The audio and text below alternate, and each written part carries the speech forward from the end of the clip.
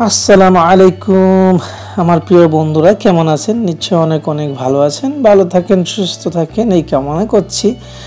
আজকে নতুন একটা রেসিপি নিয়ে আসলাম। সেটা হচ্ছে আরবিয়ান রেসিপি, চিকেন মসবুস, যেটা হচ্ছে আরবিতে বলা হয় দিয়াই মসবুস। তো সেই মসবুস আজকে আপনাদেরকে দেখাবো। এটা বাংলাদেশে বৈদাবাদ বলা হয়। তো চলুন আমরা দেখে নিই। বন্ধুরা, মুরগি হোক, আর মুরগি যদি হয় তাহলে অর্ধেক করে নেবেন, পিস করে নেবেন, যেহেতু গোটা তো আস্ত দেওয়া যাবে না।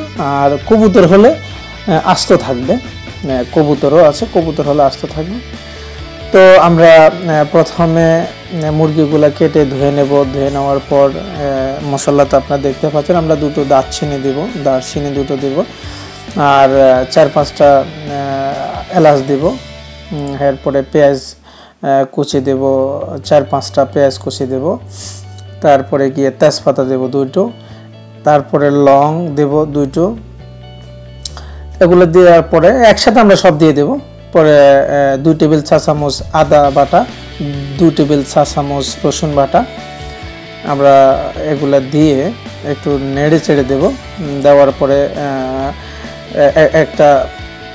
1 চা চামচ হলুদ, তারপরে 1 চা চামচ জিরা, তারপরে 1 চা চামচ মরিচ, যেটা হচ্ছে black pepper, white pepper sorry, আর এটা হচ্ছে ইন্ডিয়ান কারি, এটা 3 চা চামচ দিবেন।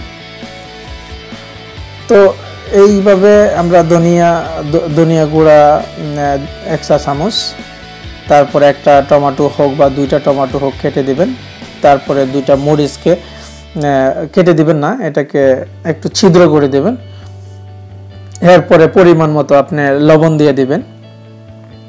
দিয়ে দেওয়ার পরে আপনারা তো দেখতে পাচ্ছেন আমরা পানি কতটুকু দিয়েছি, সেই অনুযায়ী আপনি লবণ দিবেন। মশলা তো বলে দিয়েছি কতটুকু করে দেবেন। তারপরে এভাবে আমরা 1.5 ঘন্টা রেখে দেব। আমাদের শেষ দেওয়া, এভাবে আমরা 1.5 ঘন্টা রেখে দেব।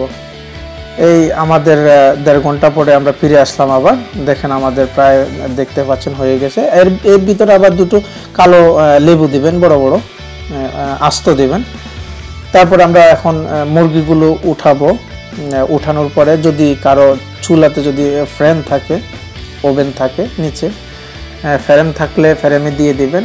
দেওয়ার পরে দেখবেন ফ্রেমের নিচেও আগুন আছে, উপরেও আছে।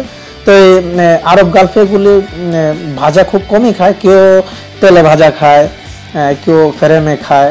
তো সেরকম আপনি যেভাবে ভালো লাগে সেভাবে, যারা ওখানে আপনি যেভাবে খায় সেভাবে দিবেন।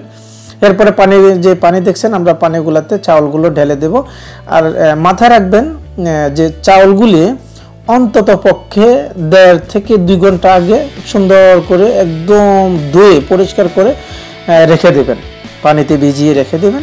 কেননা আপনি যখন চাউলগুলো দিবেন তখন ধুয়ে রেখে দেবেন, এগুলো বড় বড় হবে ভাতগুলো।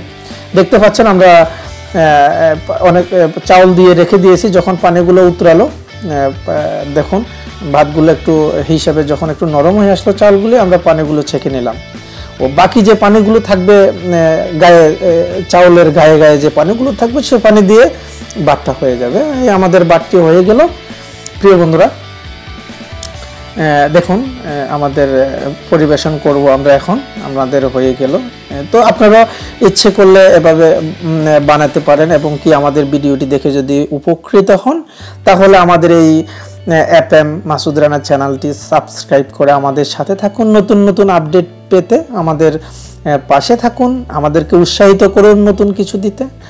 তো আমাদের আজকের রেসিপি এটাই ছিল।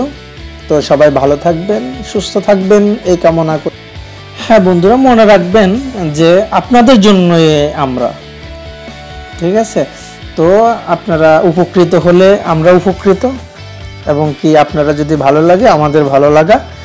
তো আপনাদের জন্য, যারা আরব দেশে আছেন বা থাকবেন, যাবেন, তাদের জন্য অতটুকু যদি আমি এটা দেখিয়ে যদি উপকৃত হই, তাহলে আমাদের নিচে কমেন্টসের বক্সে যে আপনাদের মতামত জানাবেন। আর যদি কথা যদি নাও বুঝতে পারেন তাহলে ডিসক্রিপশন বক্সে আমরা দিয়ে দেব যে কি পরিমাণ পেঁয়াজ বা মশলা দিয়েছি সেটা আমরা দিয়ে দেব, আপনারা ওখান থেকে নিতে পারেন বুঝে।